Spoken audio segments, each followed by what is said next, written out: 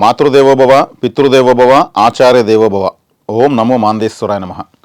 అందరూ బాగుండాలి, అందరికీ మంచి జరగాలి. రావోస్ ఆస్ట్రో యూట్యూబ్ ఛానల్ ద్వారా, అదేవిధంగా మీకు తంత్ర జ్యోతిషాలయం ద్వారా మీకు ఈ వీడియోలో ఒక ప్రత్యేకమైన విషయాన్ని మీకు నేను తెలియజేస్తున్నాను. అదేంటంటే నేను మాందేశ్వరుడి గురించి అనేక వీడియోలు, అనేక ఛానళ్ళలో ఆయన యొక్క గొప్పతనం గురించి, ఆయన యొక్క జ్యోతిష్ శాస్త్రంలో ఆయన యొక్క ప్రాముఖ్యత గురించి, ఆయనకు ఆలయం ఎక్కడుంది, ఎప్పుడు వెళ్ళాలి అనేటువంటి విషయాలని గురించి కూడా నేను ప్రచారం చేసినంతగా ఎవరూ చేయలేదని కూడా నేను సంతోషంగా తెలియజేసుకుంటున్నాను. ఎంతోమంది తమిళనాడు వరకు వెళ్ళలేకపోతున్నామని, మాకు దగ్గరలో ఉంటే బాగుంటుందని ఎంతోమంది అడుగుతున్నారు.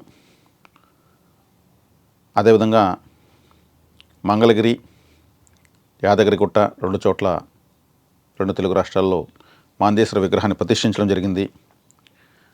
ఇప్పుడు అదే ఆ ప్రదేశాలకు వెళ్ళి ఎంతోమంది పూజలు చేసుకుంటున్నారు, ఆరాధించుకుంటున్నారు, సంతోషంగా ఉన్నారు. చాలా సంతోషం.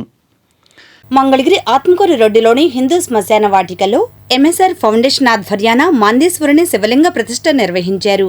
ఈ కార్యక్రమంలో ఫౌండేషన్ చైర్మన్ మంచాల సాయి సుధాకర్ నాయుడు, విగ్రహ సంకల్పకర్త రుక్కు మన్మథరావు, గణేష్ రామరాజ్య అధినేత వీరరాఘవరెడ్డి, కాపు రిటైర్డ్ ఎంప్లాయీస్ అసోసియేషన్ అధ్యక్షులు తాటి కృష్ణారావు నాయుడు తదితరులు పాల్గొన్నారు. అనంతరం వారు మాట్లాడారు.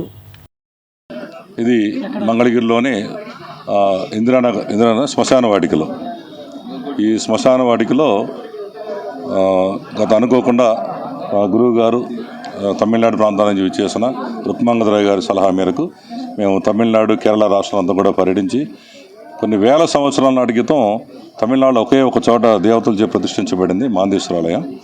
ఈ మాంది గ్రహం అనేది మనందరం నవగ్రహాలు అనుకుంటున్నాం, కానీ ప్రతి ఒక్కరి జాతకంలో మా అని రాసి ఉంటుంది. దానికి మన వాళ్ళు చాలామందికి తెలియదు, రకరకాలు చెప్తారు దాని గురించి. మరి మేము కొన్ని సంవత్సరాలు దీని మీద పరిశోధన చేయడం, ఇలాంటి గురువులు ఎంతోమంది కలవడం, వారందరూ సూచన మేరకు ముఖ్యంగా రుక్మాంగదరావు గారు దీని మీద చిన్నప్పటి నుంచి రీసెర్చ్ చేయడం జరిగింది.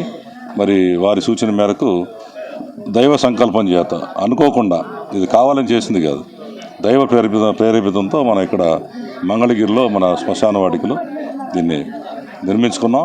ఇదే కాకుండా దీన్ని శ్మశానం అనకుండా ఇది ఒక మాందేశ్వర క్షేత్రం, అంటే ప్రేతగ్రహానికి అధిపతి మాందేశ్వరుడు. కాబట్టి ఇక్కడ ప్రేతాలన్నీ ఇక్కడ ఉంటాయి. కాబట్టి ఇక్కడ అయితే మంచి అద్భుతమైన పవర్ ఉంటుంది. కాబట్టి గురువుగారి సూచన మేరకు చేయడమే కాకుండా ఈ శ్మశానం అంతా కూడా గతంలో 13 సంవత్సరాల క్రితం అప్పుడు కూడా నేనే దీన్నంతా నిర్మించడం జరిగింది. ఇప్పుడు కూడా ఎంఎస్ఆర్ ఫౌండేషన్ పేరుతో ఈ మాందేశ్వర క్షేత్రాన్ని మేమంతా కూడా మెయింటైన్ చేస్తున్నాం. దీనికి సంబంధించిన గ్రీనరీ చేసాం, మొత్తం క్లీన్ చేయడం జరిగింది. స్నానాల ఘాటు కూడా పెద్ద ఎత్తున దీనంతా మాడిఫై చేసి టైల్స్ కూడా వేయటం, అలాగే మొత్తం పెయింట్స్ వేయటం, కొత్తగా నూతన వాటర్ ట్యాంకులు, మోటార్స్ ఇవన్నీ కూడా వేయడం జరిగింది. అదే కాకుండా ఇక్కడికి వచ్చే భక్తుల సౌకర్యార్థం ఇక్కడ మాందేశ్వరుని ఆలయం నిర్మించి నిత్యం అభిషేకం జరిగే విధంగా ఏర్పాట్లు చేస్తాం. కాబట్టి అందరూ కూడా ఈ మంగళగిరిలో మన మంగళగిరిలో ముఖ్యంగా ఉన్న ఈ మాందేశ్వరాలయాన్ని ప్రపంచంలోనే మొట్టమొదటిసారి అంట. ఇది దుష్ట శిక్షణార్థం, శిష్ట రక్షణార్థం ప్రతి యుగమందు భగవంతుడు అవతరిస్తూనే ఉంటారని భగవద్గీతలో మనకు తెలియజేశారు. అదేవిధంగా రామాయణ కాలంలో కూడా శ్రీరాముల వారి సేవ కోసం నవగ్రహాలు నిస్సహాయ స్థితిలో ఉన్నప్పుడు ఇంద్రజిత్తును పుట్టించడానికి రావణాసురుడు 9 గ్రహాలను లాభస్థానంలో పెట్టి ఇంద్రజిత్తును పుట్టించుకోవాలి, ప్రపంచంలో అజేయుడిగా ఒక కొడుకును కనాలని ప్రయత్నించినప్పుడు నవగ్రహాలు సంఘటితమై ఆలోచించి ఇప్పుడు ఏదో ఒకటి చేయకపోతే సృష్టి విరుద్ధంగా ఈ కార్యక్రమం జరగరాదు, ఇది మరి ధర్మ విరుద్ధమైనటువంటి పనికి మనము కారకులు కాకూడదని ఆలోచించి శని భగవానుల వారికి ఆ బాధ్యతను అప్పగించగా అందరూ కలిసి ఆయన తన ఎడమ కాలు తీసి వ్యయస్థానంలో ఉంచగా ఆ వ్యయస్థానంలో ఉంచినటువంటి కాలే మరి రావణ బ్రహ్మ ఖండించినట్టుగా కూడా చెబుతారు. ఆ కాలు ఖండించినా కానీ అది వ్యయస్థానంలో ఉండి ప్రేత గ్రహంగా మరి రామ సేవలో, రాముడి బాణంలో ఆ ప్రేత శక్తి మాంది అనేటువంటి గ్రహ శక్తిని నిక్షిప్తం చేసి సంధించడం జరిగింది. ఎందుకంటే రావణ బ్రహ్మ అమృత కలశాన్ని నాభిలో పెట్టుకుని ఉన్నాడు. ఆయన్ని ఛేదించడం, ఆయన్ని నిర్జించడం చాలా కష్టతరమైన పని. విష్ణు భక్తుడు అయినా కానీ విష్ణువే నిర్జించలేని శక్తివంతమైన వరాలను పొంది ఆయన ఆ స్థాయికి ఎదిగాడు. అటువంటి ఒక మహత్తరమైనటువంటి ఒక మహాజ్ఞానితో ఉంటారో శుభ్రమైన మనస్తత్వంతో ఉంటారో వాళ్ళు వచ్చి చక్కగా జలాభిషేకం చేసుకుని ఆయన యొక్క ఆశీర్వాదం పొందొచ్చు. ఎటువంటి మంత్రాలు అవసరం లేదు. మన మాటే మంత్రము, మన యొక్క వైరాగ్యమే అది ఆయనకు అభిషేకము, అర్చన, నైవేద్యము. కాబట్టి చక్కగా అందరూ ఆరాధించుకోవచ్చు. ఇక్కడ ఈ శ్మశానము ఒక బృందావనంగా మార్చేశాడు మన సాయి సార్, సుధాకర్ సార్. కాబట్టి ఈ ప్రాంత ప్రజలు అదృష్టంగా భావిస్తున్నాను.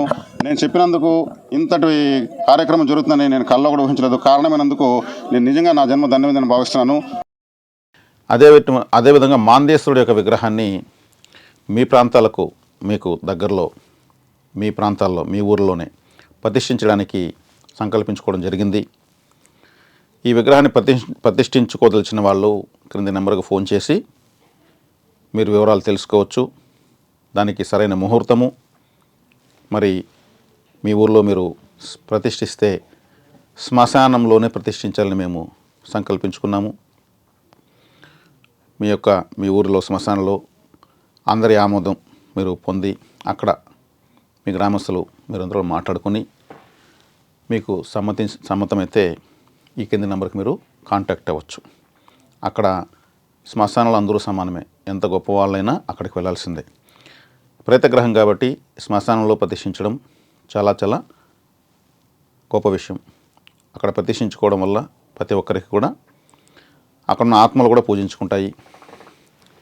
ప్రతి ఊరికి ఆ ఊరి శ్మశానమే కాశీ. ఊరికి ఒక కాశీ ఉంటుంది, అదే ఆ ఊరి శ్మశానము. అక్కడ మాందేశ్వరుడు ప్రతిష్ట చాలా చాలా పవిత్రమైనటువంటిదిగా భావించి మేము ప్రతిష్టాపన కార్యక్రమానికి అందరూ ఎంతోమంది కోరిక మేరకు నిర్ణయించుకోవడం జరిగింది. చేసుకోవాలనుకున్న వాళ్ళు క్రింది నెంబర్కి మీరు ఫోన్ చేసి వివరాలు తెలుసుకోవచ్చు. మీకు ఒక చక్కటి ముహూర్తంలో మీకు ప్రతిష్ఠించి ఇవ్వడం జరుగుతుంది. అదేవిధంగా కొంతమంది ఆశ్రమాల్లో ప్రతిష్ఠించుకోవాలని కూడా చూస్తారు.